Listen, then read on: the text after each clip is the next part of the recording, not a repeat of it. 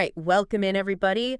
We're back with another deep dive. This time, we're going to be looking at Akbar Prey, a figure who kind of went from, the heights of a drug empire to advocating against that very lifestyle. Yeah, really interesting story here. And we've got his Wikipedia article as our guide. But we're going to go beyond the surface here. Absolutely, yeah. So it's almost like... I was thinking about it. Is it peeling back the layers of an onion? Oh, I like that. But instead of tears, we're hoping for more like aha moments. Moments, exactly right. And what makes this deep dive so interesting is the contrast in Prey's life. Yeah, the contrast is just striking. Yeah. He built the family, this incredible network that moved millions in cocaine and marijuana. Wow. But now he's dedicated to steering youth away from that world. Exactly. Yeah. So let's unpack this a little. One turning point seems to be his release in September 2024, after serving over 36 years of a life sentence. And he was granted compassionate release, a provision of the First Step Act, which, aims to reform the justice system. Right, address those issues of mass incarceration. Right, exactly. This is a huge problem. Yeah. And this is where things get really interesting, I think. Yeah. Because Prey's release sparks a conversation about the very purpose of punishment. Right. Is it purely about retribution, an eye for an eye?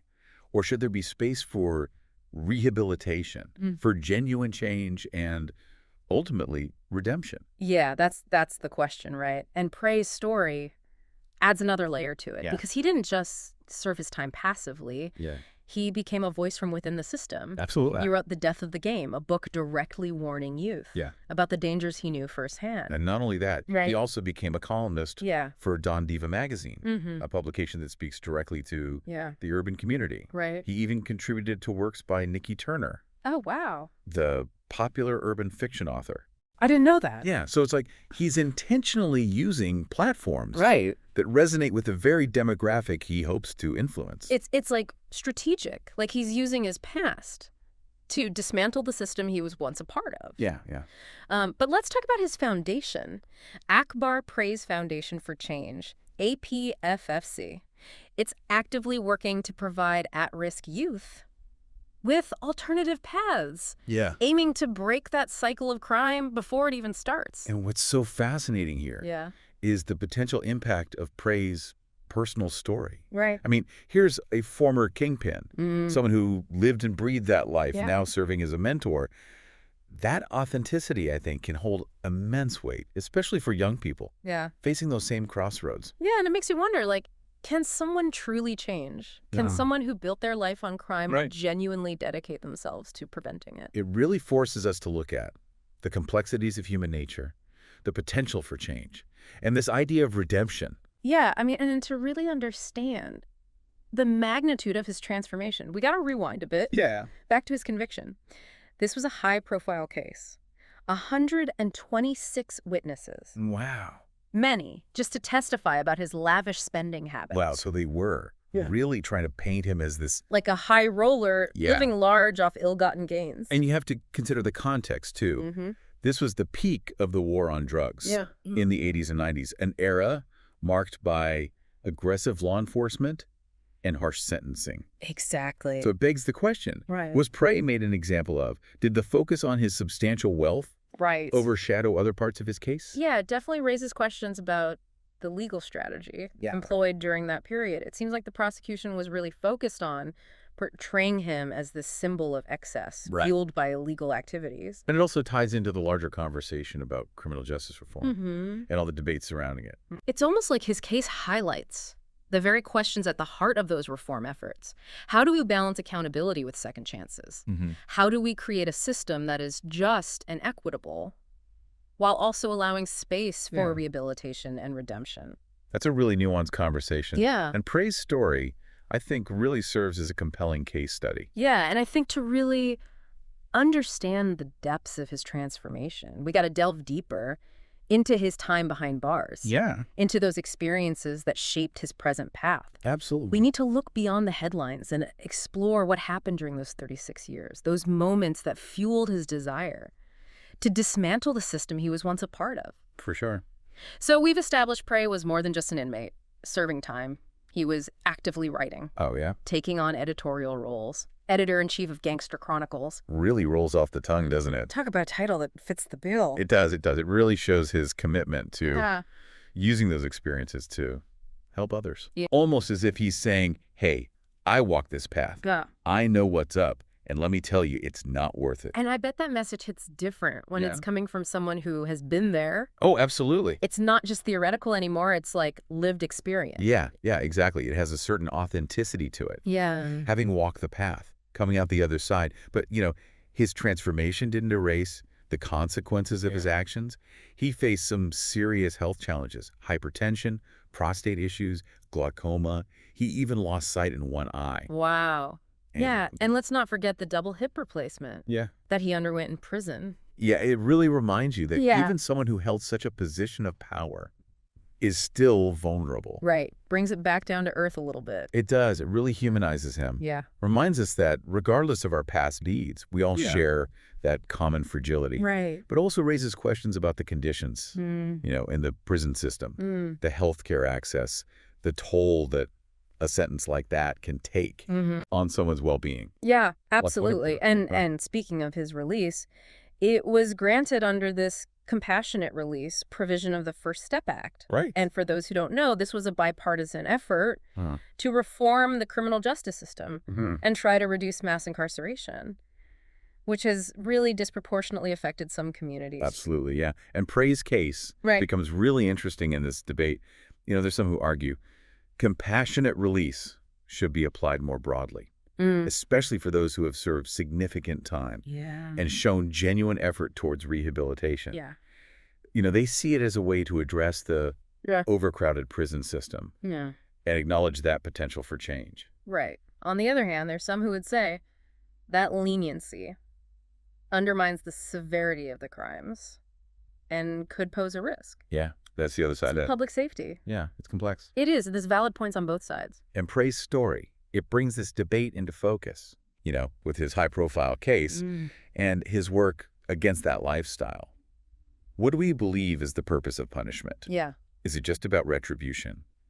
Or is there room for second chances, acknowledging that people can change? And what's really remarkable is he didn't emerge from prison with bitterness or resentment, but with a drive to make a positive impact. I was just thinking that. He could have gone back to old habits or felt like he was defined by his past. Right. But he chose a different path, dedicated to helping others avoid his mistakes, using his own story as a warning. Yeah. It really says a lot about his character, his resilience, and his own personal growth. It does. It really challenges us to reconsider these assumptions about redemption and the fact that people can change. I mean, his story didn't end with his release. No. It's like a new chapter has just begun. It really is. Yeah, he's got a platform now, a voice that, because of his past, carries weight. And how he uses that voice, the work he does, his message. It's compelling. Yeah, it's really compelling. He's not just talking the talk, he's walking the walk. Yeah. He released a CD, Akbar Speaks, which circulated through the mixtape scene. That's interesting. Another example of his unconventional approach to reaching people. I mean, it's brilliant. He's going straight to the source, using those platforms that really connect with those communities. It makes you wonder, what's he going to do next? I know. How's he going to navigate this complex past while building a better future for himself and others? Yeah, the story's still unfolding. He's a walking paradox, this former drug kingpin who now dedicates his life to helping kids avoid that path. He really makes you think, doesn't it? About, those perceptions we have. And how they can change. Yeah. It forces us to look at our own biases and consider the fact that people can change. Yeah, even after committing some pretty serious offenses. Yeah, for sure. Makes you question those, labels we attach to people based on past actions. Absolutely. His story is a reminder that people are complex. Yeah. And things aren't always so black and white. Right. And that everyone deserves a chance. Yeah. To kind of redefine themselves. Yeah. Contribute in a positive way. And Prey's commitment to that is obvious in everything he does. The writing, the foundation, even using mixtapes, always trying to find new ways to connect and inspire. I think it's really interesting That he doesn't shy away from his past. Right. He, like, owns it, but not in a, glorifying way. Right. It's more like he's using it as a tool, like wisdom he earned the hard way to help guide others. Yeah, it's like he's saying, look, I was there, I saw how bad it can be, and I'm here to help you find a better way. Exactly, and that really carries a lot of weight. It's authentic, like more than just some lecture you'd hear. Right. It's real. So, I mean, what's the takeaway? What can we learn from all this? Well, I think Akbar Praised Life really brings up those big questions about second chances. Yeah. Redemption. Yeah. Even after someone has done some bad things. Right. It really challenges us to confront our own beliefs about justice, about punishment. Is it just about punishing people, or is it also about giving them a chance to change? It makes you think about forgiveness, too. Forgiving others and even ourselves. Absolutely. It's a reminder that change is always possible, even in the worst situations. Praised Life is really a testament to the strength of the human spirit, the fact that we have choices, and this belief that things can get better. And it leaves you with this feeling of hope. Like no matter how tough things get, there's always a chance for redemption. And transformation. For sure. So to wrap things up, folks, Praise story is one that'll stick with you. Yeah. It makes you question your own assumptions about people, about the world, and maybe even inspires you to embrace the idea of change in your own life. I think that's a great place to leave it. Yeah, I think so too. So until next time, everybody, keep those deep dive questions.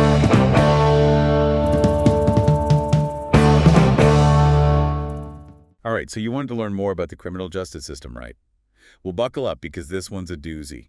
Drugs, rap music, Philly. It's got it all. It really does sound like something you'd see on the big screen. Oh, absolutely. This case has more twists and turns than your average crime drama. And the best part is, we're diving deep into the actual legal documents and news reports to break it all down. Behind the scenes, just like that. Exactly. So, are you ready to jump into the world of the original Block Hustlers? OBH, let's do it. I'm fascinated to see how this all unfolds. This group was allegedly running a major drug operation right out of Philadelphia. But they weren't just your average street crew. Right. They were also trying to make it big in the music world. Aspiring rappers, can you believe that? Yeah. Led by this guy, Abdul West, who went by the stage name A.R.Ab. I'm sensing a clash between art and crime here. Oh, you hit the nail on the head. Yeah. It's this whole double life thing that makes the case so intriguing. On one hand, you have these guys allegedly slinging drugs, but then they're also spitting rhymes and dropping music videos. And the lines start to blur, right? Like how much of their music was a reflection of their reality. Right, and that's where things get really interesting.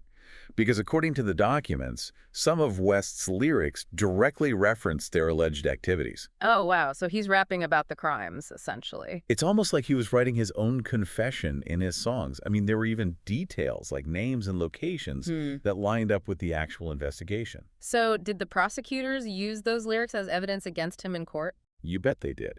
It became a key point of contention, actually. The prosecution argued that those lyrics were proof of his involvement, while the defense claimed it was just artistic expression, pure and simple. Ah, the old art imitates life dilemma. Where do you draw the line? Exactly. It's a tricky one, because on one hand, you've got freedom of speech, which is a fundamental right. But then there's the question of whether that right protects you when you're rapping about illegal activities, potentially incriminating yourself in the process. It reminds me of that old saying, anything you say can and will be used against you in a court of law. But in this case, it's more like anything you rap. Right. And it wasn't just the lyrics either. Things took an even darker turn when investigators uncovered alleged online messages sent by West, some containing direct threats of violence. Oh, wow. So it wasn't just talk. He was allegedly putting those threats out there for the world to see. It seems that way. And according to the documents, those threats weren't empty words. There's evidence suggesting West may have even ordered a hit on a former associate. A hit? Are we talking about a real-life mob movie now? That's what it's starting to sound like. Apparently, West suspected this associate of siding with a rival group, and things escalated from there. So what happened? Well, I don't want to spoil too much just yet, but let's just say that this case goes way beyond your typical drug bust. It sounds like this OBH operation was more than just a bunch of guys selling drugs. It was about power, loyalty, and some seriously dangerous consequences. You got it. And it all played out against the backdrop of this massive drug trafficking network that stretched all the way from Philadelphia to California. Wow, talk about a coast-to-coast operation. They weren't messing around. They weren't, and neither were the feds. This case involved the FBI, DEA, Philadelphia police, the whole 9 yards. It was a full-court press to bring down OBH. I bet those law enforcement agencies had their hands full with this one. Absolutely. And one of the things they uncovered that really blew the lid off this case was a network of stash houses that OBH was using. Stash houses, huh? Sounds like something out of a movie. What kind of stuff were we talking about here? We're talking drugs, cash, guns, the works. Wow, they had it all. Any specific location stand out? Oh, yeah, there's one in particular on North Sydenham Street that was like hitting the jackpot for the feds. We're talking evidence galore. And I'm guessing that's when the walls really started closing in on Abdul West and his crew. You could say that. But here's the thing. Just when you thought this story couldn't get any wilder, it takes another turn. All thanks to West's attorney, Edward Meehan. Oh, what happened? Some kind of ace lawyer move to get West off the hook? Not quite. It turns out Meehan had a bit of a past that was about to collide head-on with this case. I'm intrigued. What kind of past are we talking about here? Well, let's just say that representing alleged drug lords wasn't exactly a new concept for Mr. Meehan. Oh, really? Had he dealt with similar cases before? Oh, you have no idea. Remember how we were talking about conflicts of interest earlier? Right, with artists and their lyrics and the legal implications. This is a whole other level. It turned out that Meehan had actually represented 2 other defendants involved in this very same drug trafficking ring, but before West. You're kidding. So the lawyer had history with OBH, and not just from this one case. That's quite the entanglement. Entanglement is an understatement. Yeah. And the prosecution was not about to let that slide. I can imagine they cried foul. That's a major conflict of interest. It's A like major conflict indeed. And what happened next is, well, you'll just have to wait and see. So get this. The judge actually allowed Meehan to stay on the case. Wait, what? Seriously? I mean, how could that even fly with such a blatant conflict of interest? It's mind-boggling. I know, right? But here's the kicker. It all boiled down to Abdul West himself. West. What did he have to do with it? Well, it turns out West was fully aware of the potential risks involved in having Meehan represent him. He must have really trusted this guy. That's putting it mildly. He was willing to roll the dice, even with the feds breathing down his neck and a mountain of evidence piling up against him. Speaking of evidence, what about that raid on the Columbus Boulevard apartment? That had to be a major blow to OBH. Oh, you better believe it. We're talking about a massive seizure, 10 whole kilograms of cocaine. 10 kilograms? Wow. That's what, like 22 pounds of cocaine? A little more, yeah. And as if that wasn't enough, they also found 6 pounds of meth and a cool $20,000 in cash. Man, talk about a bad day at the office. It sounds like the feds really had them dead to rights after that. They did. And it wasn't just the physical evidence. Remember Charles Sally, West's associate? Oh, yeah, the guy who tried to silence a witness. A one and only. Sally was determined to protect West and OBH, even if it meant taking the law into his own hands. And how did that work out for him? About as well as you'd expect. He sent a threatening letter to a key witness. A letter. Seriously. Yeah. You'd think in this day and age he would have at least sent a burner email or used a messaging app or something. Right. But nope, he went full-on snail mail. He even signed it with a fake name, Ron Harvey. Ron Harvey? That's almost comical. Did he really think that would fool anyone? Apparently so. Needless to say, it didn't work. The FBI saw right through it. What a disaster. So, with the drugs, the money, the witness tampering, it sounds like OBH was going down. And they did. The trial was basically a formality at that point. So what happened in court? Well, some of the OBH members decided to cut their losses and plead guilty, hoping for a lighter sentence. I can't say I blame them. Right. But West and a few others decided to take their chances at trial. Talk about a gamble. What were they thinking? Who knows? Maybe they thought they could beat the odds, or maybe they just couldn't stomach the thought of a plea deal. Whatever the reason, they rolled the dice and they lost.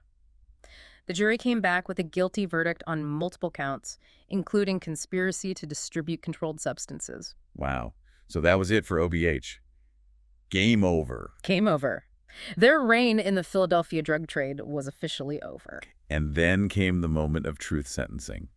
What kind of punishment did they receive? Well, remember how West was the alleged mastermind behind this whole operation? Yeah, the rapper turned kingpin. Exactly. And that meant he was facing some serious time. The judge ultimately sentenced him to 45 years in prison. 45 years? That's longer than some people are even alive. It's a hefty sentence, no doubt. Blanding and Hickson, who pled guilty, got a bit of a break in comparison. How much time did they get? Blanding was sentenced to 25 years, and Hickson got 20. Still a long time to be behind bars. And what about our friend Charles Sally? Did his witness tampering scheme land him in hot water? Oh, absolutely. He ended up pleading guilty as well and learned a hard lesson about the consequences of obstructing justice. So in the end, everyone involved in this case had to face the music, so to speak. But yeah, this story goes way deeper than your typical drug bust. You're right. It really makes you think about the choices we make and how they can have a ripple effect on our lives and the lives of others. It's a reminder that actions have consequences, and that sometimes the line between right and wrong can get awfully blurry. Well said. And it forces us to confront some uncomfortable truths about the world we live in. But for now, let's shift our focus to the man at the center of it all, Abdul West, a.k.a. AR-Ab. His story, and the story of OBH, is a cautionary tale about the allure and the ultimate cost of a life entangled in the world of drugs and crime.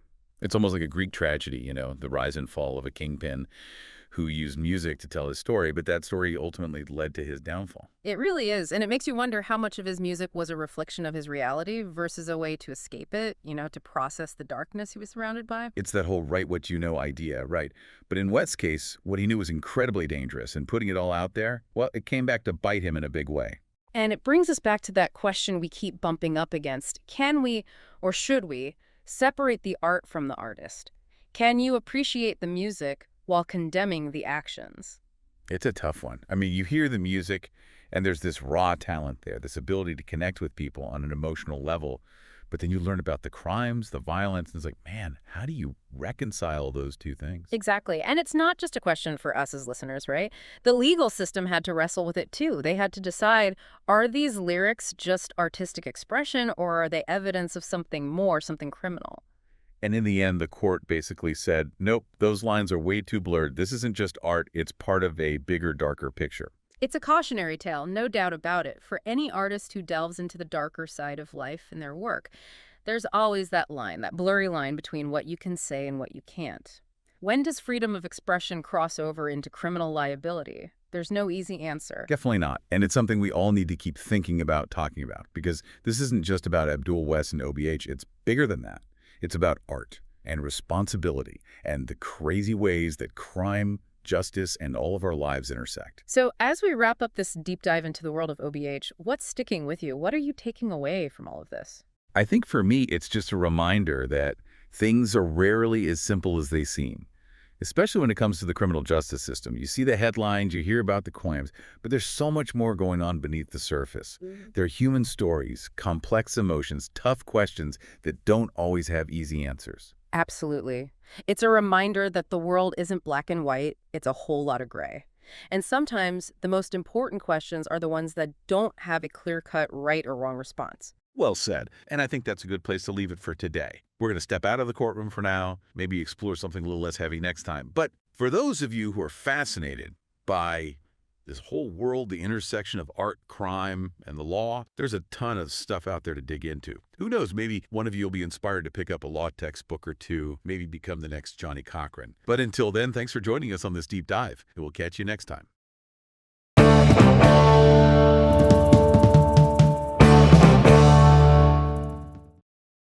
Hey everyone, ready for a deep dive into a life that took some seriously wild turns? I'm ready, let's do it. We're talking AZ Faison, a guy who went from a major drug player in Harlem to, well... to someone dedicated to keeping youth away from that life. Yeah, exactly. Pretty amazing. It's a story full of contrasts, and we're going to unpack it all using his Wikipedia entry. I always find those fascinating, Me too. They can really give you a sense of someone's journey. Totally. Like, how do you go from those beginnings to where Azzy ended up? It's a question worth exploring. It really is. For sure. Okay, so Azzy's story begins in New York City. Okay. He was born there in 1964. Got it.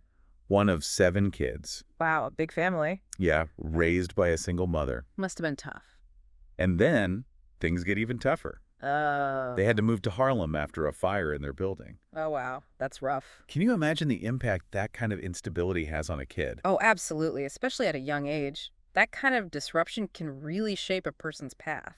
And you can see how those early experiences might have influenced Azzy's life, too. Yeah. I see that. He ended up dropping out of high school. After ninth grade, right? Yeah, ninth grade. Yeah. And then he bounced around from job to job.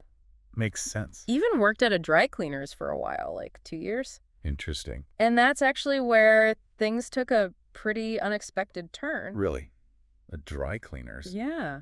You wouldn't think a dry cleaner's would be the starting point for, well... It's for a future drug kingpin. Exactly. It's funny how life works out sometimes, isn't it? Right. Like those everyday places. You never know Exactly. what kind of connections you might make. Yeah, so what happened at the dry cleaners? Well, that's where Azzy met a Dominican supplier. Ah, I see. Someone who introduced him to that whole world. Exactly. And this is also around the time when, that movie Scarface came out. Oh, yeah, the one that kind of glamorized the whole drug scene. Yeah, that's the one. Wow, talk about timing. Right. I mean, it makes you wonder if it's just a coincidence. Totally. Like, did that movie, combined with meeting that supplier, plant some kind of seed in Azzy's mind? I mean, it's hard to say for sure. Yeah. But it definitely makes you think about how those factors, real life and fiction, right, can come together at just the right moment and influence someone's choices. For sure. It's like those two things, the encounter and the movie, created this, like a perfect storm in his life. Yeah. From there, his rise in the drug world, I mean, it was shockingly fast. Oh, yeah. Incredibly fast. Like by the time he was 21, he was already a major cocaine wholesaler. Making serious money. Yeah, something like $40,000 a week or even more. Or more. Crazy. All this during the 80s. The peak of the war on drugs. Yeah, a time that was both incredibly dangerous. And alluring. Right. Absolutely. Like the risks were high, but so were the rewards. It was a world of extremes, that's for sure. But Izzy wasn't in this alone, right? No, not at all. He had this whole network. The whole operation. Yeah, with two key figures, Rich Porter and Alpo Martinez. Ah, names that are pretty much legendary in that world. Yeah. And together, they became a major force in New York's drug scene. Like, they controlled a massive amount of the cocaine coming into the state. Exactly. We're talking a major operation here, not just small-time stuff. Right. They were at the center of it all. Absolutely. But being at the center of that world, it came with consequences. Right. It's not a world that lets you walk away unscathed. And Azzy learned that the hard way in 1987. What happened? Well, there was this violent robbery at his stash house. Oh, wow. 3 people were killed, 3 others seriously injured. Oh, my God. And Azzy himself, he was shot 9 times. 9 times. It's unbelievable he even survived. Yeah, that's just brutal, a stark reminder of how dangerous that life really is. And it really was a turning point for Azzy. You think so? Oh, yeah, both physically and mentally, like that brush with death. Yeah, I can see that. It made him reevaluate everything. It makes you wonder, would he have ever left that life if it hadn't been for that robbery?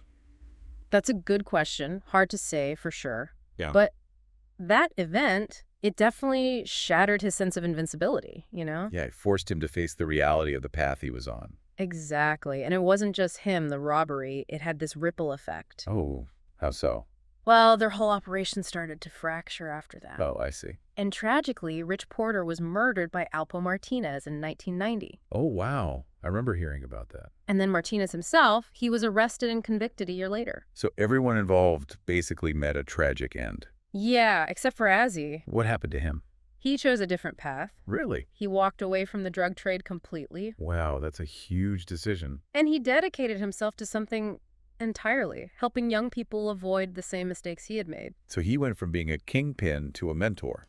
Yeah, pretty incredible, right? It's a huge shift. It really makes you think about what drove him to make that choice. Right. Was it guilt, a desire for redemption, or maybe something else entirely? Those are some great questions. And honestly, I think it was probably a combination of factors. Yeah, probably. And as we go deeper into his transformation, right, I think we'll start to see those different motivations emerge. Exactly. And speaking of transformation, Azzy's didn't stop with leaving the drug world. Oh. What else did he do? He also found an outlet through music. Really? Yeah, in 1989, he formed a rap group called Mob Style. Interesting. So even after everything he'd been through, he still had this creative energy. Oh, yeah, and this is where things get even more interesting. Oh.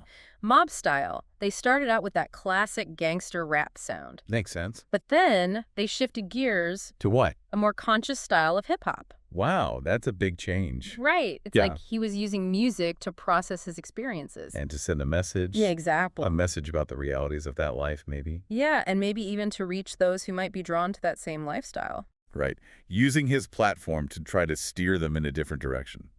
It's powerful how music can connect with people like that, especially young people.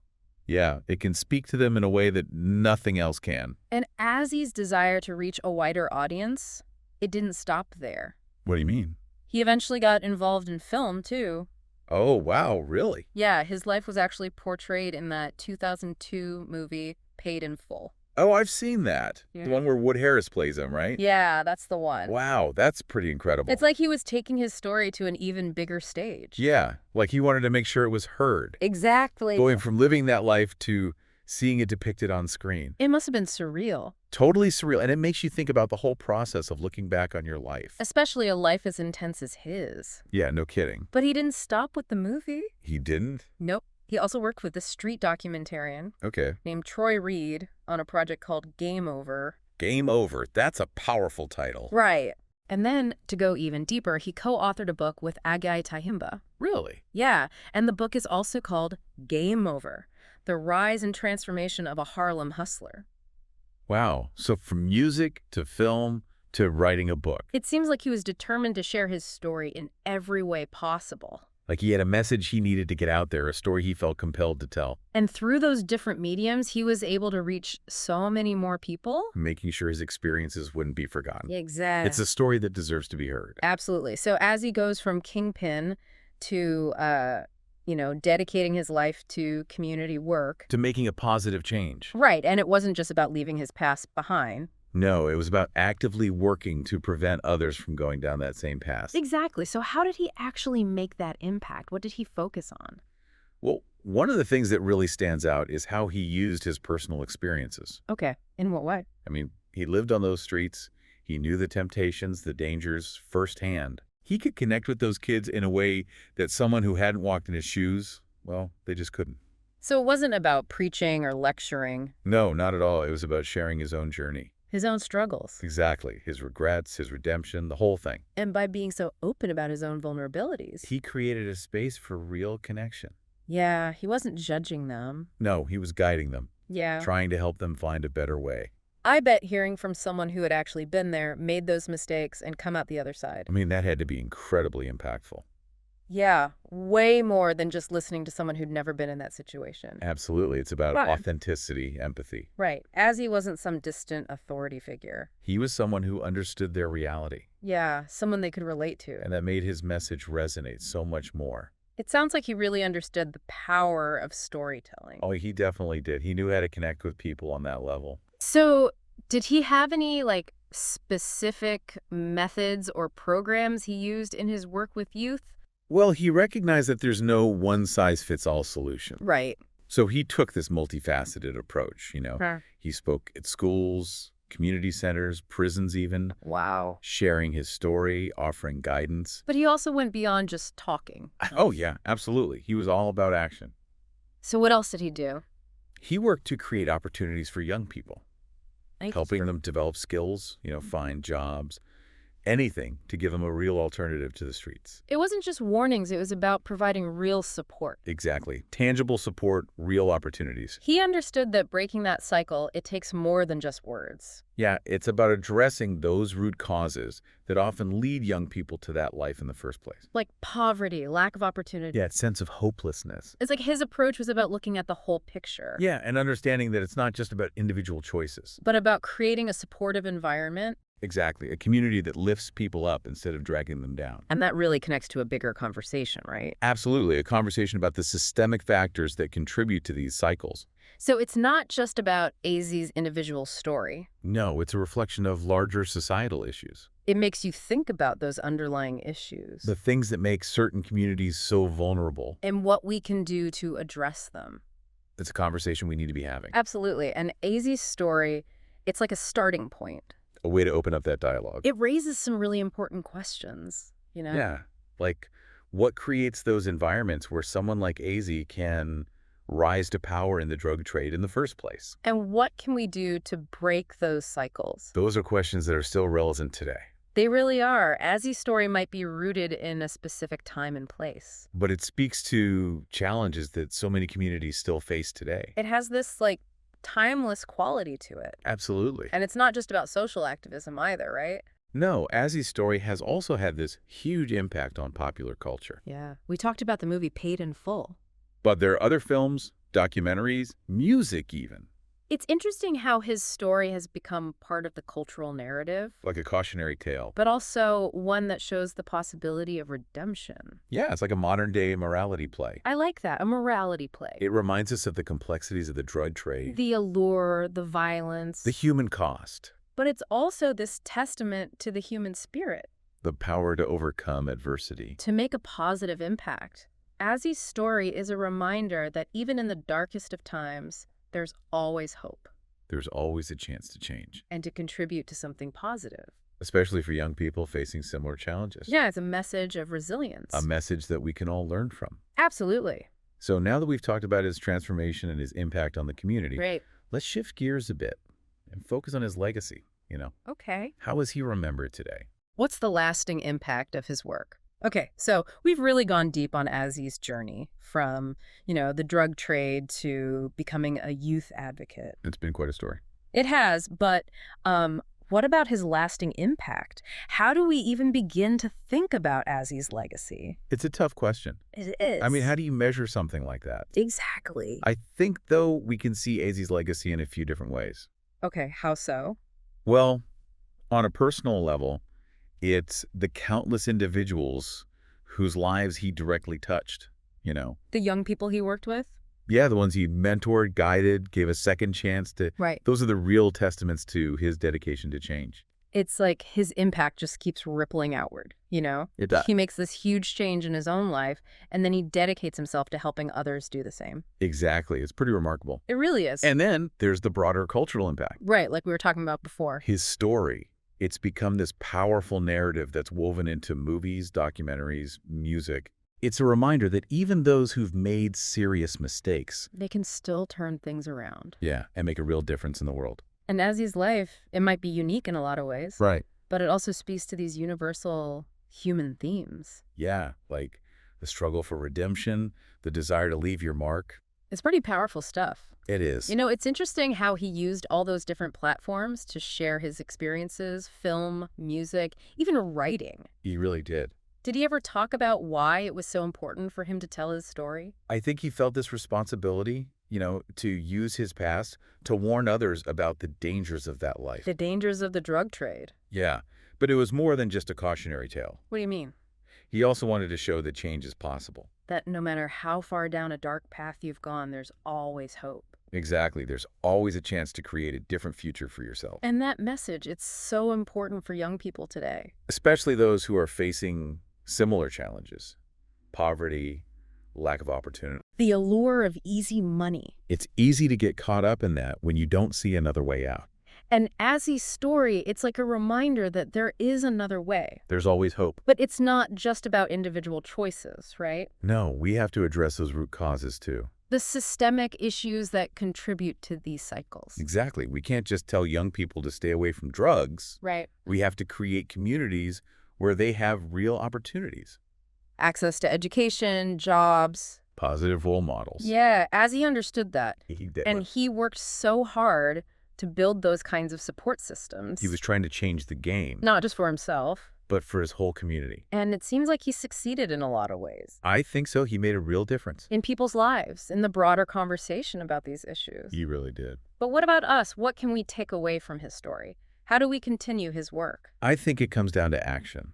What do you mean? Azzy's life was a call to action, It's a challenge to look around our own communities, see the needs, and get involved. So like volunteer at a youth center. Exactly. Mentor a young person, even just have open and honest conversations about these challenges. Right. We can all play a part. We can all contribute to making things better, To breaking those cycles. to creating a more just and equitable world. I love that. It's what Azzy dedicated his life to. And his story is a powerful reminder that change is possible. On an individual level and a societal level. It's a story that encourages us to look deeper, to understand the complexities of the human experience. To work towards a world where everyone has the opportunity to thrive. Well said. So, as we wrap up this deep dive into Azzy Faison's life, Yeah.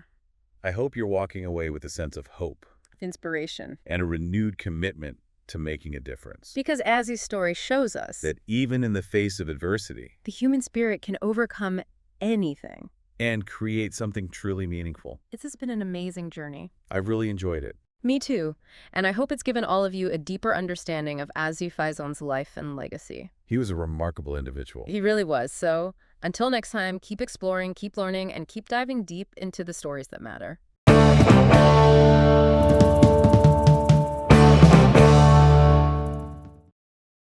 Welcome to our deep dive today. We're going to be looking into the life of Blanche Barrow. You've given us a Wikipedia article detailing her life, capture, and eventual release from prison. Yeah, this should be an interesting one. It looks like there's a lot to unpack here. It's going to be really interesting to separate fact from the fiction portrayed in the movie Bonnie and Clyde. Definitely. Well, let's just get right into it. The article talks about Blanche's early life, and, it seems like it was a really rough start for her. Oh, yeah, no kidding. Blanche, or Benny Iva Caldwell as she was born, had a difficult childhood, her parents divorcing when she was young, and looks like it was especially tough with her mother. Yeah, and to make things worse, it seems like her mother kind of forced her into a marriage when she was just 17 to a much older man. Yeah, that's right. I mean, it's just heartbreaking, to think about a young woman being pushed into that kind of situation. It really makes you think, how desperate she must have been to get out of that situation. And maybe that's why she met Buck Barrow. Well, he was on the run when she met him, and she even helped him hide out for a while. Right, and even though she helped him, Buck ended up getting captured and went to prison. It's pretty amazing, though, that she stayed so devoted to him while he was locked up. Yeah, that's Blanche for you. She was fiercely loyal. I mean, there's that story of when Buck escaped and she actually drove him back to prison. What? Yeah, drove him right back. You wouldn't really expect someone who was trying to distance themselves from a life of crime to do something like that, would you? No, not really. It makes you wonder what was going on in her head, Why would she be so dedicated to someone like Buck with his past and all? Maybe she saw something in him that other people didn't. Maybe. Or maybe she felt like she had to take care of him or help him somehow. Maybe she saw a good side to him or she thought he could be redeemed. That's possible. I am really curious about what she thought when Buck was pardoned and released from prison. I mean, that must have felt like a happy ending, at least for a little while. You'd think so, right? But that's when Bonnie and Clyde entered the picture. Ah, of course. They came to visit Buck and Blanche after Buck got out. Now, the article mentions that Blanche wasn't exactly thrilled about them showing up. Oh, yeah. She wasn't a fan of theirs at all. She didn't like Bonnie or Clyde. Do you think she could sense the danger they represented? Maybe she knew they would pull Buck back into that life of crime. Wait, yeah, she had seen what happened to Buck before, so she probably knew exactly what was going to happen. It's kind of tragic, really. Yeah. But despite her feelings, they all ended up spending time together in Joplin, Missouri. It must have been this strange mix of trying to live a normal life while always looking over their shoulder, always knowing they were on the run. Yeah, well, at least they had each other, I guess. And the article mentions that they spent their days playing cards, drinking beer. Right, sounds pretty normal, right? But of course it couldn't last, especially after that incident with Clyde's Browning automatic rifle. Ah, yes. The BRRR. Well, Clyde accidentally fired it while he was cleaning it. That got the attention of the police, and things spiraled pretty quickly from there. Yeah, and then it was just a chain reaction. The cops raided their apartment, there was a crazy shootout, and then those photographs were taken. Those photos, especially that one of Bonnie pointing the gun at Clyde, it made them infamous overnight. It put them on the map, as these big-time outlaws. But for Blanche, it was the end of any hope of a normal life. Yeah, she went from trying to get Buck away from crime to suddenly being labeled an outlaw herself. I can't even imagine what that would do to a person psychologically. It must have been really tough on her. Well, it definitely didn't bring her any closer to the peaceful life she seemed to want. And it pushed Buck further into the gang's activities, much to Blanche's dismay, I'm sure. But that's just the start of it. Yeah, we'll have to get into that next time. So we left off with Blanche and Buck, getting more and more entangled with Bonnie and Clyde. It seems like after that Joplin shootout, they were kind of forced into a life they were trying to get away from. Yeah, exactly. It's almost like a runaway train. Yeah. One thing leads to another, and then suddenly they're right back in the thick of it. Right, and that brings us to the Platte City shootout, which, according to this Wikipedia article you shared, seems to have been a pretty pivotal moment for Blanche. Oh, absolutely. It all went down at this place called the Red Crown Tourist Court. Right. Seems like a pretty ordinary place, but it turned into a real battleground. It's amazing how all these, little details, seemingly insignificant things, ended up leading to them being discovered. Like what? Well, like Blanche paying for things with coins, Oh, right. and Clyde always back in the car into the garage. All these things that people trying to avoid attention would do. You'd think experienced outlaws would be a little bit more careful, wouldn't you? You'd think so, yeah. But they were young, I guess. Probably maybe a little too confident that they could outrun any trouble. And to be fair, I think they had a bit of bad luck, too. Oh, really? Yeah, because the tour spot they chose just happened to be right next to this tavern that was a popular hangout spot for the local law enforcement. Wow. Talk about being in the wrong place at the wrong time. So what happened when the police figured out they were there? Well, Sheriff Coffey put together a posse and went to the cabins. Apparently, he had no idea who he was dealing with. So what happened? Well, Coffey knocked on the door, and all hell broke loose. This is where Clyde and his BR come in, right? Yep. Clyde, always ready for a fight, just started firing. I mean, he shot Sheriff Coffey and another officer right off the bat. I bet that was terrifying. Oh, yeah. It was just pure chaos. I mean, there were bullets flying everywhere, people diving for cover, Blanche and Buck trying to get out of there. It's crazy. Yeah. The article mentions that Blanche was actually injured during all this. Yeah, she was hit by shattered glass from the posse's gunfire. Oh, whoa. Blinded her in one eye, and the other eye was damaged, too. It's just a brutal reminder that this wasn't some movie. Right. This was real life, and these were real people with real lives at stake. I bet she was scared. Oh, I can't imagine. Injured, terrified, but they managed to escape somehow. It just shows how desperate they were to get away. And Clyde must have been one hell of a driver. Yeah, I guess so. But as you said, they didn't stay free for long. They had to stop somewhere to tend to Buck's wounds, and that's what led to the final showdown. Right. The article says they ended up holed up near this abandoned amusement park in Iowa. An abandoned amusement park. Yeah. Imagine that. Mm-hmm. Such a contrast to the kind of glamorous image people have of Bonnie and Clyde. But even there, Blanche was right there with Buck, taking care of him, even though his wounds were pretty bad by that point. That's pretty remarkable. Yeah. It really makes you think about, how we label these historical figures. Blanche wasn't just some hardened criminal. She was loyal. She was devoted. Right. So what happened at that amusement park? What was the final outcome? It wasn't good. They were surrounded by a posse, at least 50 men, mostly just townspeople, I think, who were scared and angry. I bet. And Buck was in no condition to fight or run. I mean, he was already badly hurt from the previous shootout. So what happened? Did they surrender? Clyde and W.D. Jones tried to fight back, but they were outnumbered. They didn't stand a chance. And Buck was caught in the crossfire. He died from his injuries. Oh, no. What about Blanche? Blanche wouldn't leave Buck's side, even though she was hurt, too. They captured her right there next to him. It must have felt like her whole world was falling apart. There's that photo in the article of Blanche right after she was captured. It's a really striking image. She said later that she thought the camera was a gun. What? Yeah, her vision was so bad from the Platte City shootout that she thought they were about to execute her right there. That's awful. So Buck was gone, and Blanche was in custody. Meanwhile, Clyde, Bonnie, and W.D. got away in all the confusion. What a mess. Yeah, but what about Blanche? I mean, she was claiming that she just wanted a normal life with Buck, but was anyone going to believe her at that point? Well, that's a good question, isn't it? Yeah. And that's what we'll talk about next. So we left off with Blanche being captured. Her life with Buck was over, and she was facing a pretty uncertain future. It must have been devastating. She was injured, grieving, and suddenly facing serious charges as a member of the Barrow Gang. Yeah, even though she always maintained she wasn't involved in their crimes, that she just wanted a simple life with Buck. Right. But she was still caught up in it all. And the article says she ended up spending 6 years in prison. What a contrast to the life she'd been hoping for. It's hard to imagine what that must have been like. Yeah. But even in prison, it seems, Blanche found ways to keep herself busy. Yeah, she got into photography, started writing her memoir, even connected with other inmates. Right, including Edna Murray, the kissing bandit. Oh, wow. It's almost like she was trying to find some purpose, some sense of community, even in that situation. I think that speaks to her resilience, finding meaning and connection, even in the toughest of circumstances. Definitely. And it makes you wonder how she processed everything that happened, how she made sense of it all. Well, in her memoir, she actually blames Harry S. Truman for the fact that she eventually lost sight in her injured eye. What? How? She claimed he denied her access to specialized treatment while she was in prison.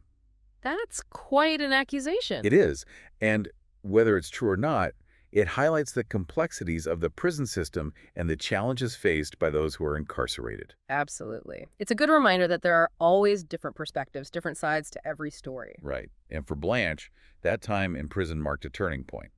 After 6 years, she was paroled and able to start rebuilding her life. But going back to a normal life after all, that couldn't have been easy, especially with the legend of Bonnie and Clyde growing bigger while she was locked away. It must have been surreal, like stepping out of one world and into a completely different one, trying to reintegrate into society with this infamous past hanging over her. Yeah. Well, according to the article, she did manage to settle back in Dallas. She remarried, even adopted a son. Seems like she was really determined to create that stable family life she always wanted. She was, and she did. But her past was always there, you know? She even said later in life that Bonnie and Clyde felt like characters in a book she'd read once. It's like she was trying to distance herself from it all. To reclaim her own story, in a way. And then she even got involved in shaping how that story was told to the world. You're talking about her role as a consultant on the 1967 Bonnie and Clyde film. Exactly. It's interesting to think about how she felt about that movie, how Hollywood portrayed those events. Well, she wasn't exactly thrilled with it. Yeah, she famously said, "That movie made me look like a screaming horse's ass." That's a pretty strong reaction. She really didn't like Estelle Parsons' portrayal of her, even though Parsons won an Oscar for it. It really makes you think about the power of storytelling, how the narratives we create, or that are created for us, can have such a lasting impact. Blanche's story is a powerful reminder that there's always more to it than the headlines might suggest. It encourages us to dig deeper, to look beyond the surface, and consider the individual lives that get caught up in these larger-than-life events. And in Blanche's case, I think what stands out most is her resilience. Despite all the hardships she faced, she never gave up on finding love, purpose, and a sense of normalcy. She went through so much, but she came out the other side, determined to create a new chapter for herself. Absolutely. It's a testament to the strength of the human spirit. And it's a reminder that even amidst chaos and tragedy, there's always hope for redemption and a chance for a fresh start. So we encourage you to dive into those primary sources, like Blanche's memoir. Keep exploring this fascinating story and discover the woman behind the legend, a complex, multifaceted individual who deserves to be remembered for so much more than just her connection to Bonnie and Clyde.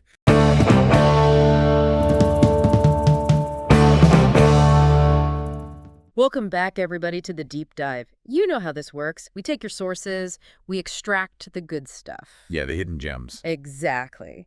So this time we're going all the way back to the mid-20th century, to Harlem. A lot of history there. Oh, yeah. We're diving into the life of Ellsworth Bumpy Johnson. Bumpy Johnson, huh? Yeah, pretty intriguing guy from what I hear. We're working with an excerpt from his Wikipedia page. Sounds good to me. So, ready to unearth some fascinating insights? Let's do it.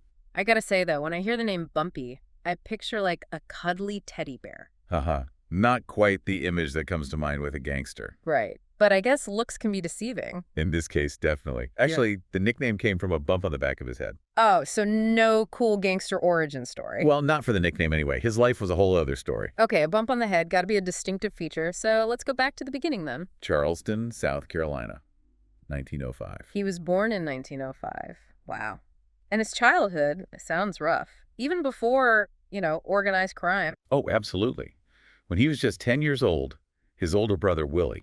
Willie? Yeah, he was accused of, killing a white man. Oh, wow. And this was the South. Yeah. Racial tensions were all Yeah. high. His parents, they feared the worst, Right. understandably. So they sent Willie north To get away. to live with relatives, yeah. They even mortgaged their home to make it happen. Really? Wow. That's a huge sacrifice. Definitely. And you can only imagine how that kind of event, shapes you. Yeah, for sure. Yeah. It makes you wonder, how things could have been different if his family, hadn't faced that kind of pressure. Right. Did that experience, influence his attitude toward law enforcement later? Tough to say for sure, but it definitely couldn't have helped. Yeah. And there's more. Johnson himself, he ended up in Harlem. Oh, so he moved north too. Yeah, when he was 14. Yeah. Sent to live with his sister. What, were his parents worried about him? Yeah, actually they were. Worried about his temper and his attitude toward white people. Mm. Seems they were trying to, protect him. But maybe sent him right into, well, the lion's den. You could say that. I mean, Harlem in the 1920s, a cultural explosion, yeah. But also poverty and, well, organized crime. Lots of it. And Johnson, he dropped out of high school, fell into a life of crime. So that's how it started. Pretty much. We started working for this gangster, William Hewitt. Hewitt, okay. So that was his first taste of the underworld. Yeah.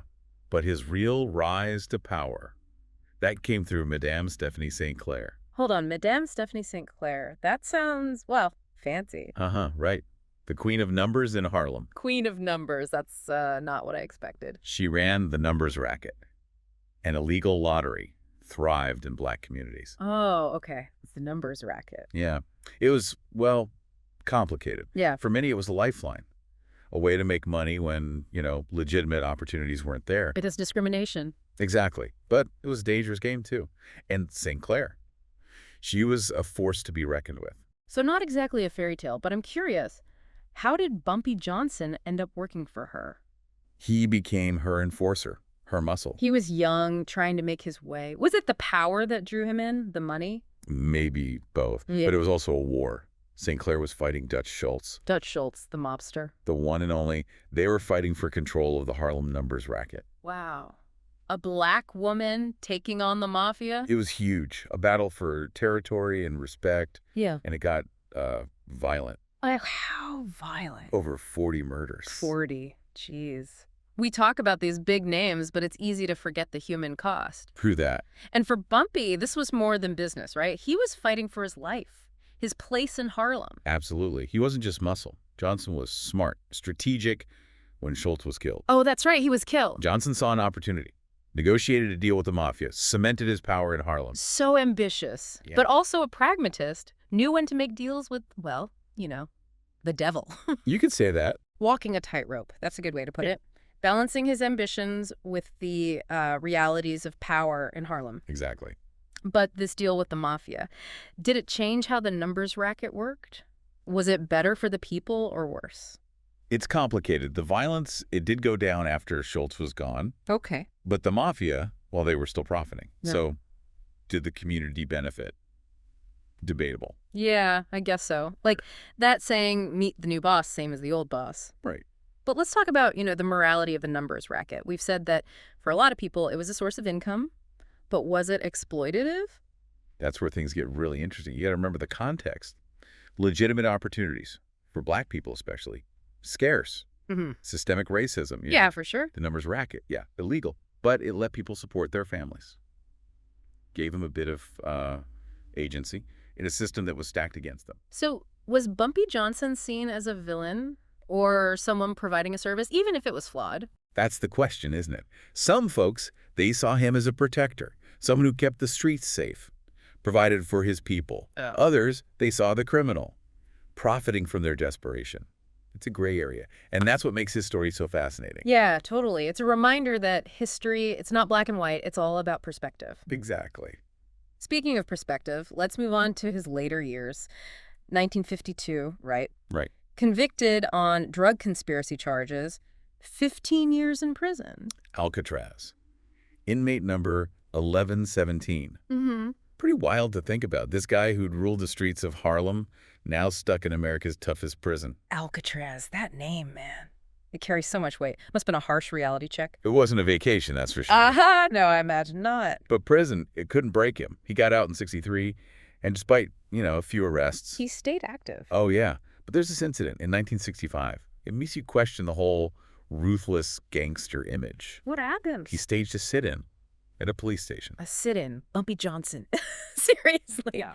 Yep. Demanding they stop the constant surveillance of black neighborhoods. That's not what you'd expect. Was he, becoming socially conscious? Or was it something else? It's interesting, right? Some folks might see it as, a publicity stunt to gain favor with the community. Mm-hmm. But others, they say it was genuine, a real concern about police overreach and racial injustice. It adds another layer to his character. This guy, who operated in the shadows, had a reputation for violence. He was also willing to take a stand publicly. It challenges the easy narratives, the labels. So a gangster with a conscience or a master manipulator? Maybe both. His story ends in 68. Heart attack. At Wells Restaurant in Harlem, age 62. Having coffee. Chicken and hominy grits. Pretty ordinary when you think about it. This Yeah. larger-than-life figure gone from a heart attack. It's almost like a scene from a movie. The bustling restaurant, the sudden silence. Life imitating art, Yeah. you say. And Johnson's life, it did have that cinematic quality. Yeah, you're right. He's buried in Woodlawn Cemetery, the Bronx. The final resting place for a man who, well, lived a life full of contradictions. He definitely left a mark. And his story, it continues to fascinate us. It's been told and retold. Movies, TV shows. Lawrence Fishburne, Forrest Whitaker, they've both played him. Those portrayals, even when they take liberties, they tap into something. Our fascination with, well, people who operate outside the law, who blur the lines between good and bad. It makes you wonder, though, have those portrayals shaped how we see organized crime, especially in Black communities? Good point. Do they romanticize guys like Bumpy Johnson? Downplay the violence, the exploitation? The power of media representation, it's real. And it leads to a bigger question, I think.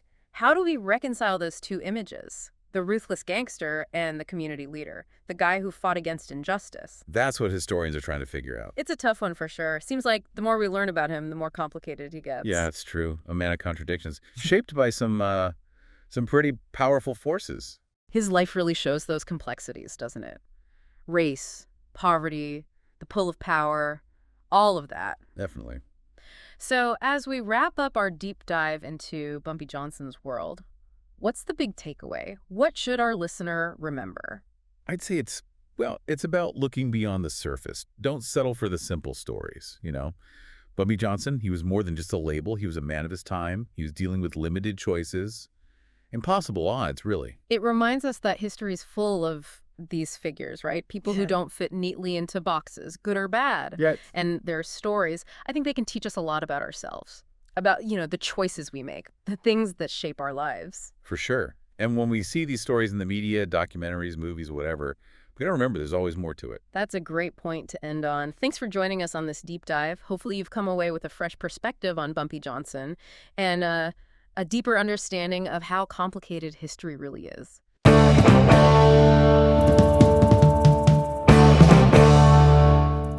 Welcome to the deep dive.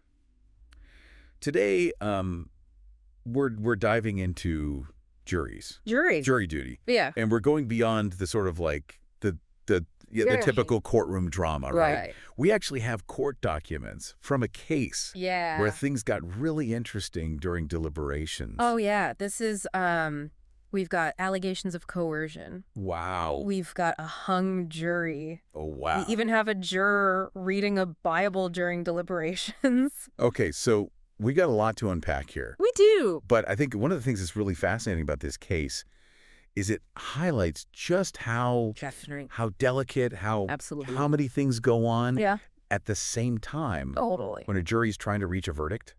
It's a huge responsibility, right? It is a huge. I mean, you're talking about, 12 people, sometimes less, depending on the type of case and the state that you're in. Right. But you're talking about a group of your peers who are tasked with essentially deciding someone's fate. Yeah. And they have to navigate all of their own individual experiences and perspectives. And biases. And and trying to come together to make this really weighty decision. So let's actually put ourselves there for a second. Okay. Imagine you're on this jury. Okay. And it seemed like a pretty ordinary case. Mm-hmm. Right? Nothing too crazy, but things took a turn during deliberation. Okay, so they get into the deliberation room, and that's when things really get interesting. That's when it gets real. Because it becomes this, pressure cooker in a lot of ways. And that's where a lot of those, interpersonal or group dynamics come into play. Yeah. Because if you have these strong personalities and someone who feels very strongly one way or the other. Well, and they sent out a note, right? Yes. The jury sent a note to the judge saying that they were deadlocked. They could not reach a decision. So they were completely stuck. They were stuck. And on top of that, one juror actually claimed that they were being coerced. Oh, wow. Into voting guilty. Coerced. Which is a huge... That's a huge accusation. That's a huge accusation. Because our system is really built on this idea of, Right. the jury reaching a verdict freely. Right. No one without any undue pressure. should feel pressured Yeah. to reach a certain decision, especially in this context. Absolutely. So there's a big deal, right? Like someone's life could potentially be in their hands. Right. So what happened when this accusation came out? Well, so the documents show that the judge was walking a really fine line here. Right.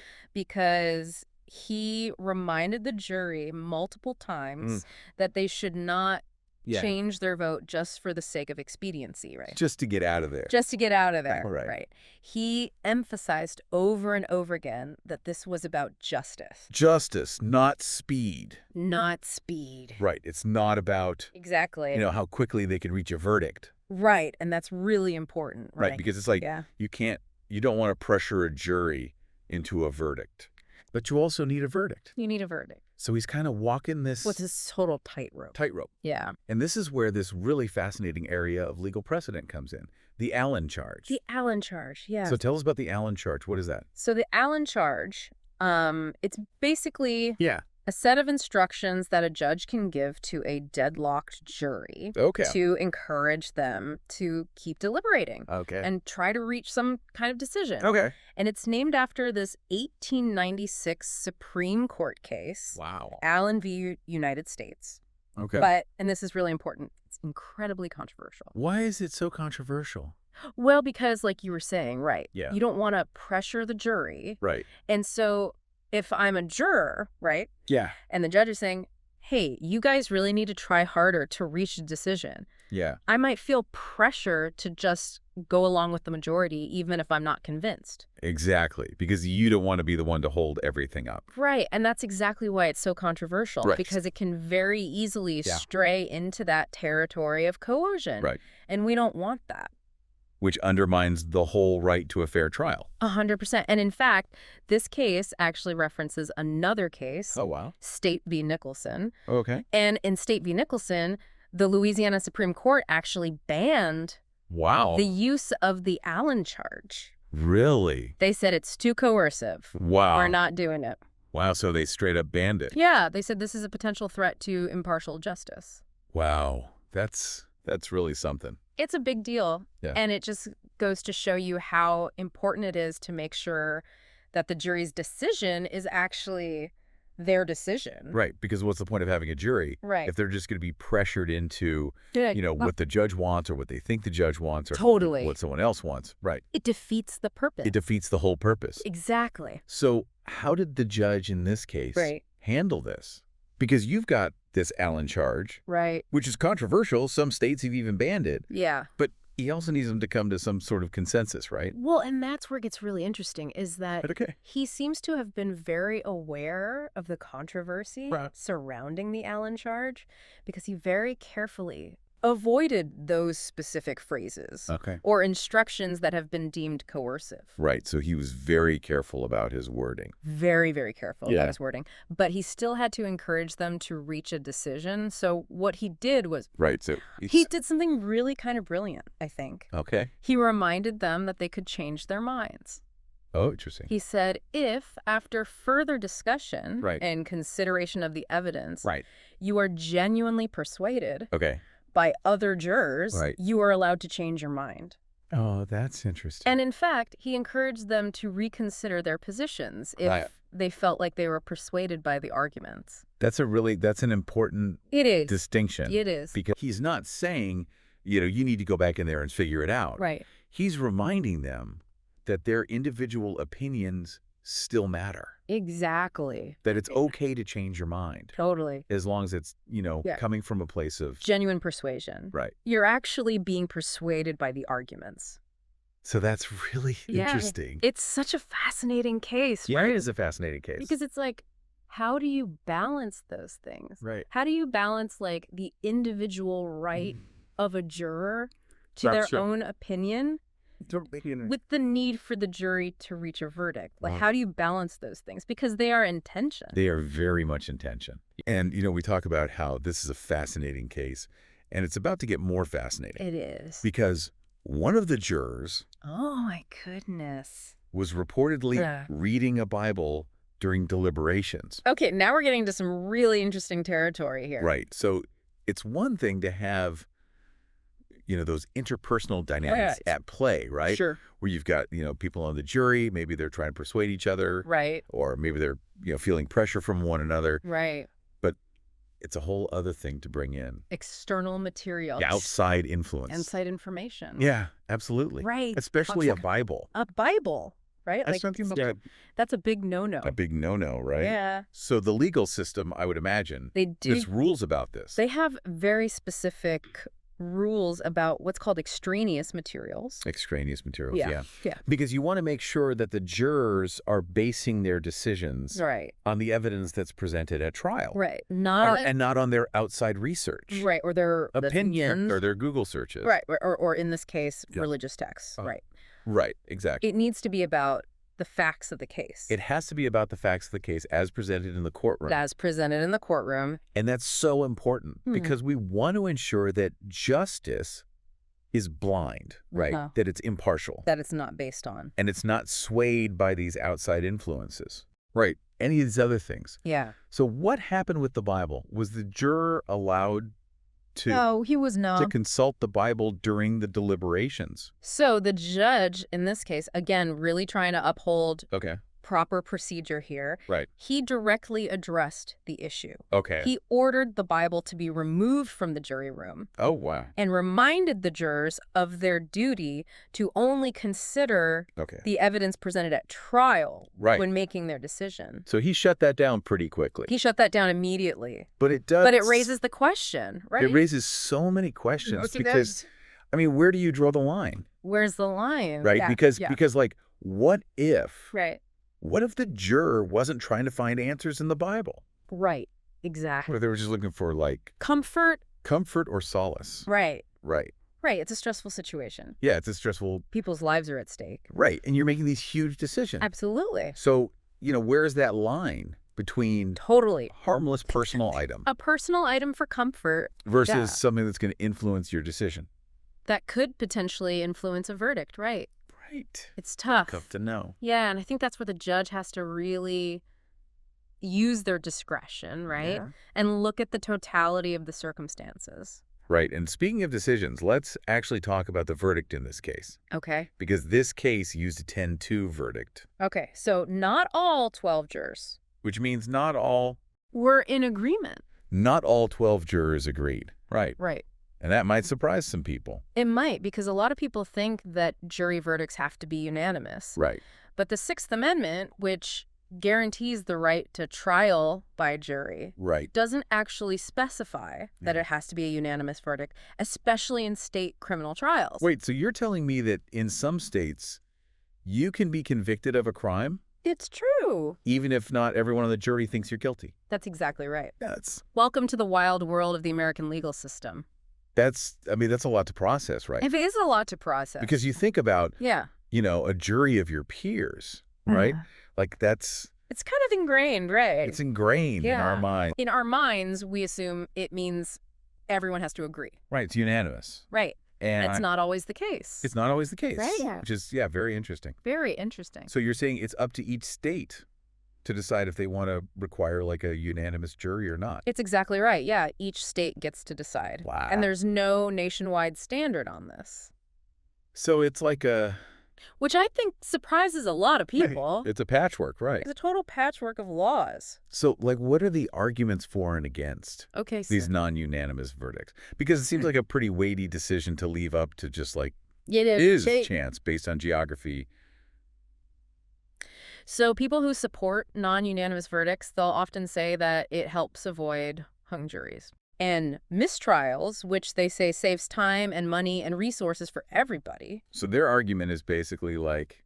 Their argument is that by requiring unanimity, you're giving a single juror too much power. Right. One person can hold everything up. One person can hold everything up and potentially, lead to a mistrial or something like that. So it's about keeping the wheels of justice. It's about efficiency, keeping things moving. But then on the other hand, you've got... Right. Then you've got the other side. Who say, whoa, right. Right. This whole thing is based on beyond a reasonable doubt. Right. That's the standard. Right. Right. And if even one person has doubts, Yeah. shouldn't that be enough to at least prompt more discussion? And potentially lead to a hung jury.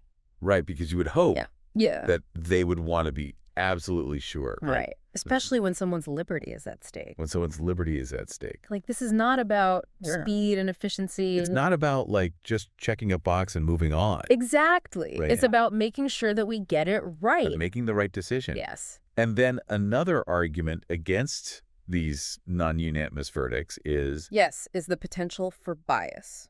Okay, tell me more. So, especially in cases where, Right. let's say you have some racial or ethnic differences Okay, between the defendant and the majority of the jury, right. critics worry that Yeah. those dissenting voices Yeah. might get ignored. Because they're in the minority, right? Yeah. Because they're in the minority. Even if they have, like, valid concerns, it's just like, well, we've got 10 people who think this.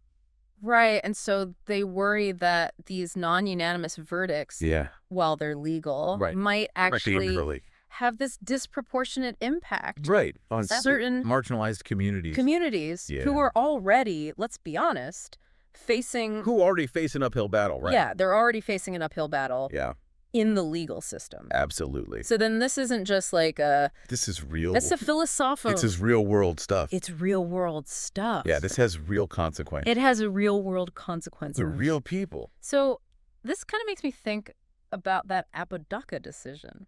Right. Where they said these non-unanimous verdicts are constitutional. Right. Given these concerns, I mean, is there any chance the Supreme Court would ever, like, revisit that ruling?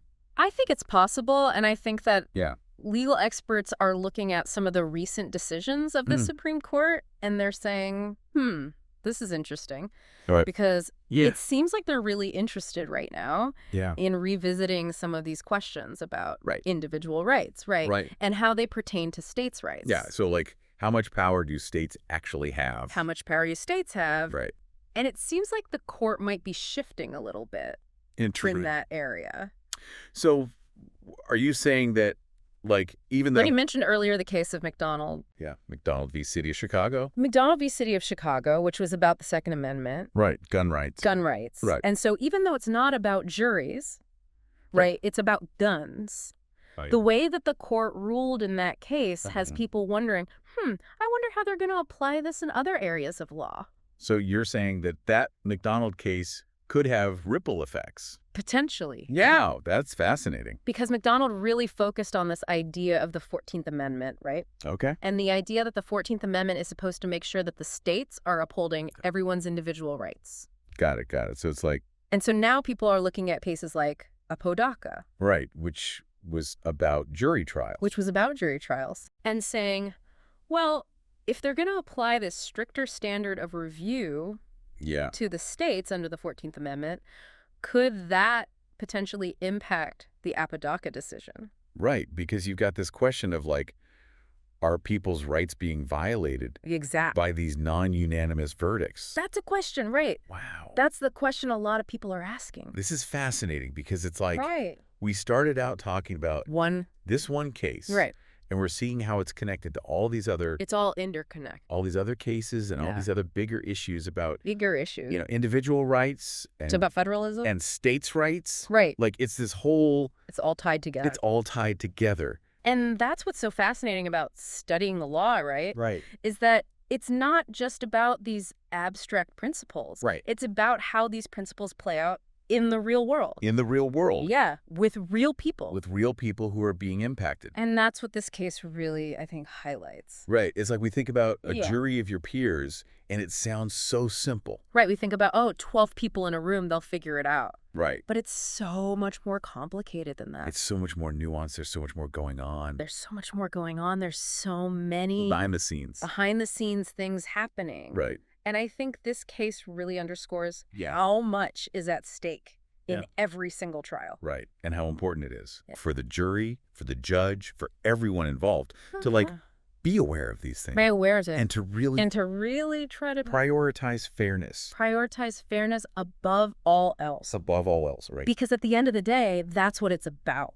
It's about justice. It is about justice. It really is. Yeah, it makes you really appreciate just how much responsibility everyone in that courtroom has. Absolutely. And I think, one of the things I think about a lot with this case is just how it highlights that tension, right? Yeah. Between finding a verdict and making sure that that verdict is reached fairly. Right, because you can't have one without the other. You can't, and it's so easy, especially when we see these things on TV, right? To simplify it, to be like, oh, they're going to find this person guilty or not guilty. Right, like it's just a simple decision.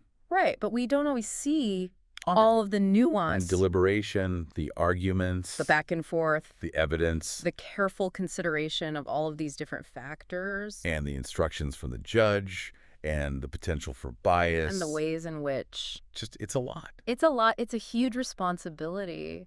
So, I mean, what advice, right? Like if someone's listening to this.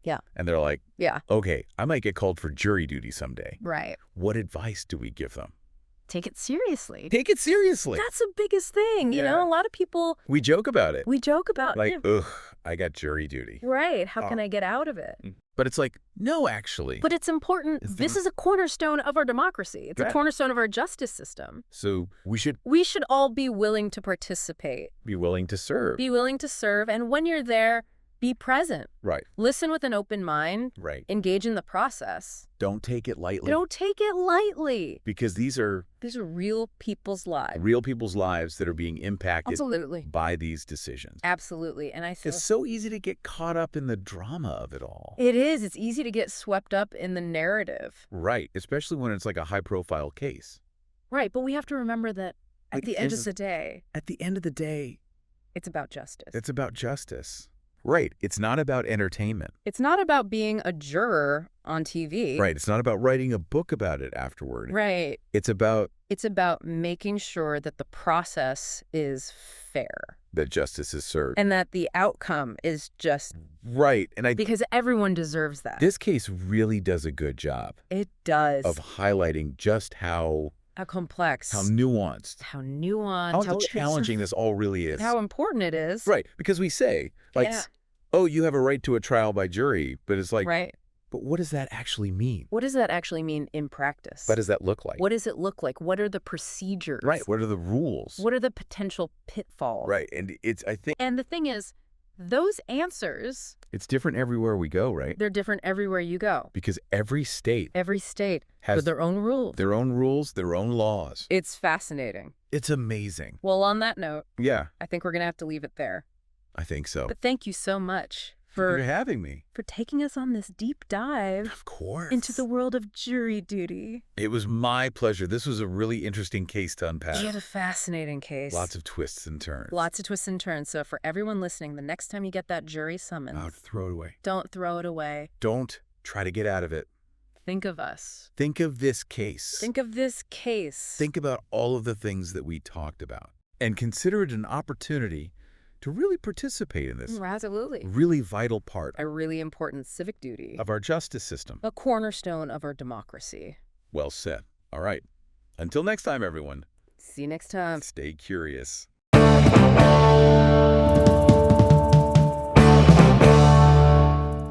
All right, so get it. We're going deep today into a story about the Harlem Renaissance. Yeah. But with a twist, I bet you've never heard of this guy. Yeah, most people haven't. It's Caspar Holstein. And what makes Holstein so interesting is he's not the typical artist or writer we associate with that period. Right. His story goes way deeper, gets into the underbelly of Harlem. And the crazy part, we're starting with just his Wikipedia page. Who knew Wikipedia could be so, dramatic? You'd be surprised how much is hidden in plain sight, just waiting for someone to dig a little. Okay, so let's set the stage. It's 1877, the island of St. Croix. Which back then, get this, was part of the Danish West Indies. Whoa, okay. Already a mix of cultures right from the start. Yeah, and this guy, Caspar Holstein, is born into this world. Talk about complexity. And it's a time of huge change, too. The whole world's changing. Think about it. The Industrial Revolution, people moving everywhere. For a young black man born in St. Croix, that had to be, a lot to deal with. And then 7 years later, boom, he moves to New York City with his mom. That's a huge jump from a Caribbean island to the biggest city in America. New York in the late 1800s, talk about a melting pot. So much opportunity, but also a lot of poverty, too. And it's here that Caspar starts to make his mark. But here's the thing. His early jobs are kind of surprising. What do you mean? Well, he worked as a janitor, a doorman, even a messenger. Wait, hold on. The guy who becomes a major player in Harlem, he starts as a doorman. Yep, that's what I'm saying. Okay, now I got to know how that happens. How do you go from opening doors to, like, running a criminal empire? That's the big question, isn't it? It is. And it says a lot about who Holstein was, the chances he had, but also the limits he faced. Because let's be real, being black in America back then, that wasn't easy. Not at all. So walk me through it. How does he become, what was it, the Bolita King? What even is that? Okay, so imagine the lottery, but instead of the state running it, it's gangsters. Oh, okay. So this is serious stuff. That was the Bolita, basically an illegal numbers racket, and Casper. He became the king of it. I guess I could see how being a doorman, you might overhear things, see how money moves, maybe even make some connections. Yeah, you're not wrong. But still, we're talking about a huge jump. He wasn't just playing the game. He was running the whole thing. Exactly. And not only that, he was making serious bank, like millions of dollars in the 20s and 30s. Wait, millions? Back then? Yeah, we're talking the equivalent of a tech billionaire today. Oh, that kind of money, especially for a black man back then. That's not just about living large. That's about power. You got it. That kind of wealth gives you influence, a voice in a system that was designed to silence people like him. Man, this is getting good. So we've got our numbers, kingpin, tons of cash, power in Harlem. But like any good story, there's got to be some conflict, right? Right. Every king has his rivals. I'm guessing Holstein's no different. You guessed it. We're talking organized crime, and there were some big names trying to muscle in. Oh, just guys like Dixie Davis, Dutch Schultz. These weren't small-time players. So what happens? Was there a big gang war? Well, things definitely got tense. A power struggle was brewing. But here's the thing about Holstein. What's that? Instead of going to war, he starts to back off, sees the violence getting out of hand, and steps away from it. That's not exactly what you picture when you think gangster, huh? Nope, not at all. It makes you wonder what was going through his head. Yeah, was he scared? Or was there something else going on? That's the beauty of this deep dive. We get to explore those questions and see if we can figure out the real Casper Holstein. Okay, I'm hooked. So we've got our kingpin pulling back from the criminal world. But there's got to be more to the story, right? What's the twist? Oh, there's definitely a twist coming. Remember all that money Holstein made? He didn't just keep it for himself. Where's he spending it? Get ready for this. He becomes a major supporter of, drum roll please, the Harlem Renaissance. You're kidding, right? The numbers racket guy is funding artists. That's right, and not just a little bit of money here and there. Okay, now this is getting good. Tell me more. We're talking big contributions, the kind that really shaped the Harlem Renaissance.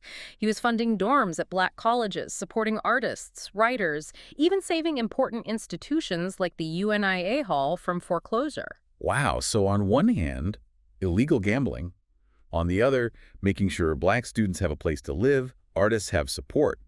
That's a pretty wild contradiction. It definitely makes you rethink the idea of who a gangster is, right? Yeah, for sure. It's like, who is this guy really? That's what we're going to find out. I'm in. Let's keep digging.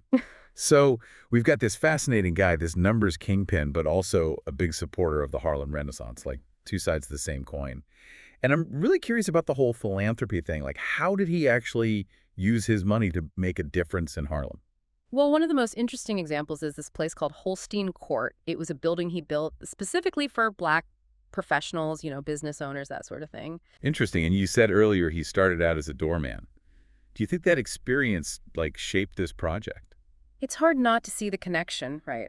Imagine seeing firsthand how tough it was for black professionals to find decent housing, especially in a city like New York, where segregation was still a big problem. Yeah, makes you wonder if he saw this as a way to create opportunities that maybe he didn't have. It adds a whole other layer to his story, doesn't it? It's not just charity, it's about, social change. Exactly, and it makes you think about his legacy. Was he trying to, make up for the way he made his money? Or was it just genuine wanting to help his community no matter what? That's the big question, isn't it? It is. This guy is full of surprises. But it wasn't just housing, right? You mentioned education, too. Oh, absolutely. Funding those dorms at black colleges, that was huge back then. Think about it. Access to education was so limited for black Americans. Holstein's support helped break down some of those barriers. And each student who benefited they probably went on to do amazing things. It's like a ripple effect spreading out from those dorms. It really is powerful. And then there's the support for artists and writers.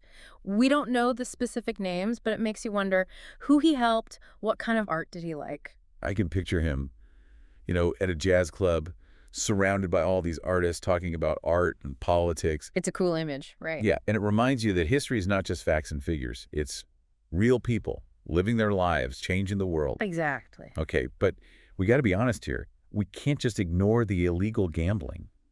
It's kind of a big deal, right? You're right. We can't celebrate his good deeds without acknowledging where the money came from. Yeah, it makes things complicated, ethically speaking. Yeah. How do you even begin to reconcile those two sides of Casper Holstein? Yes, the challenge, isn't it? Part of you wants to say he was a criminal, but then you see the impact of his philanthropy. And it's like, wait a minute, maybe it's not that simple. It really makes you think about how we define good and bad, especially when we're talking about history. And it's not like we can judge the past by today's standards. Right? Exactly. We have to understand the context, the time period, the challenges people faced. Speaking of challenges, can we talk about that kidnapping? 5 guys, a $50,000 ransom, and then he's released after 3 days, saying no ransom was paid. That's like something out of a movie, right? Yeah, what was that all about? It's a mystery. Some people think it was his rivals trying to scare him. Others think maybe he staged the whole thing. So we're left with more questions than answers. Pretty much. It's one of those unsolved historical puzzles. I wonder if it had anything to do with him stepping back from the numbers racket. Maybe. Could have been a turning point for him. Yeah, like he realized how dangerous that world was. Or maybe it pushed him even more towards philanthropy, wanting to leave a positive mark. It's like we're trying to get inside his head, understand what made him tick. That's what makes history so intriguing, isn't it? Okay, so we've got the rise to power, the philanthropy, the rivals, the kidnapping. But there's one thing that still bugs me. If Holstein was so important in Harlem, so loved by the community, why don't more people know about him today? Yeah, why isn't he mentioned alongside the big names of the Harlem Renaissance? It's a good question.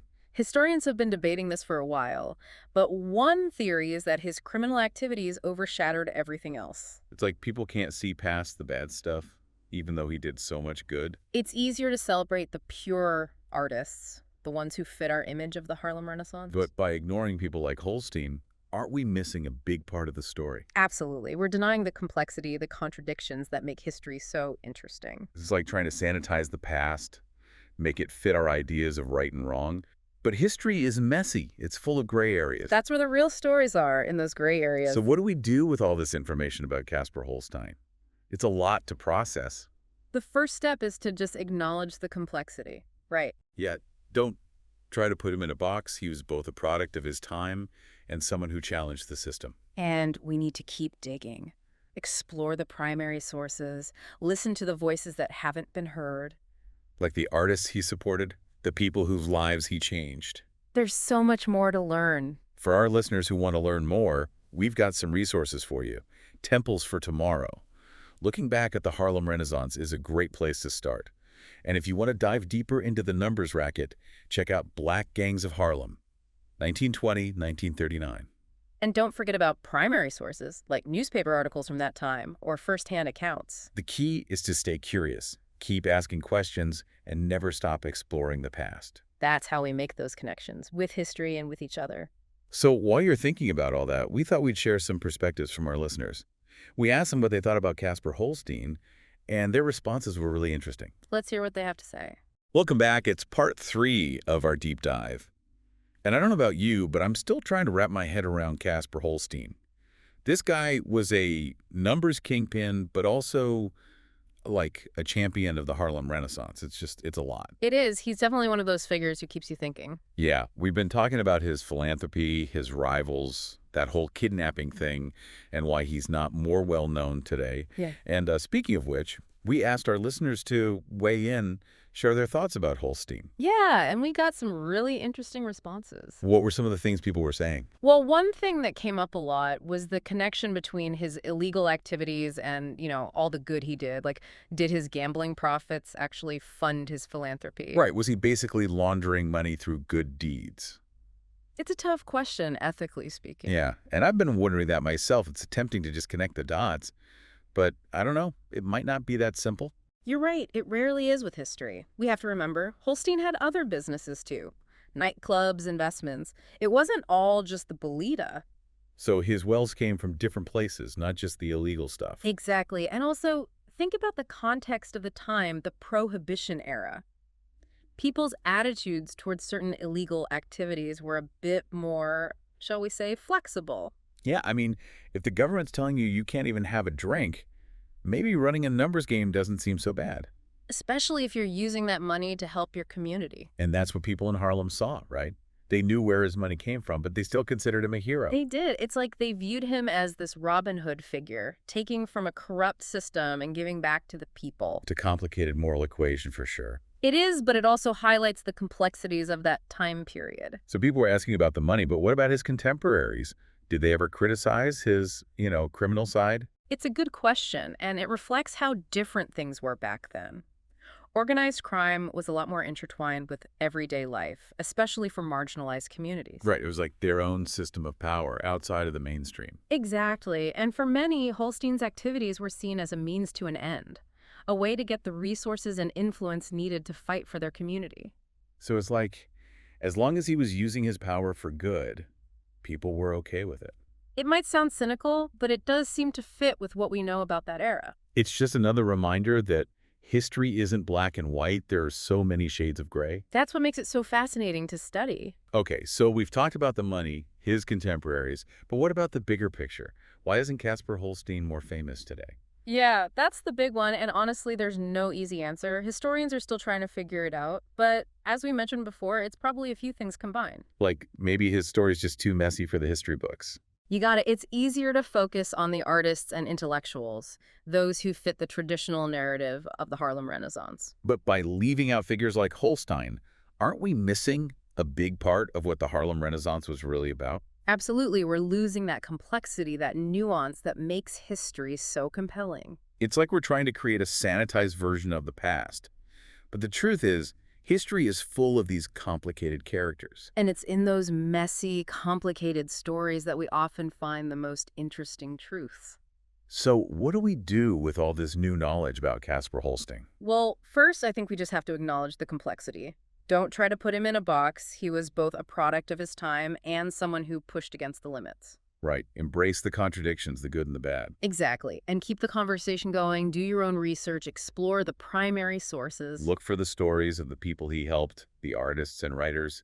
Hear their perspectives. There's always more to learn, more layers to uncover. And if you're looking for a starting point, we recommend checking out Temples for Tomorrow, looking back at the Harlem Renaissance. It gives you a good overview of that period. And for a deeper dive into the world of the numbers racket, check out Black Gangs of Harlem, 1920-1939.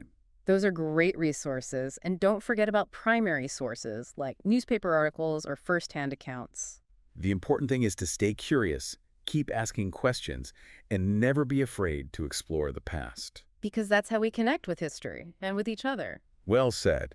I think we've covered a lot of ground today. We've gone from a simple Wikipedia page to a really complex and fascinating story. We've learned about Caspar Holstein, the numbers kingpin, the philanthropist, the enigma. And I think the biggest takeaway for me is that history is rarely simple. It's messy, it's full of contradictions, and that's what makes it so interesting. So as we wrap up this deep dive, we want to leave you with this thought. Embrace the complexity, don't be afraid of the messy parts, because that's where the real story lies. Thanks for joining us and keep exploring.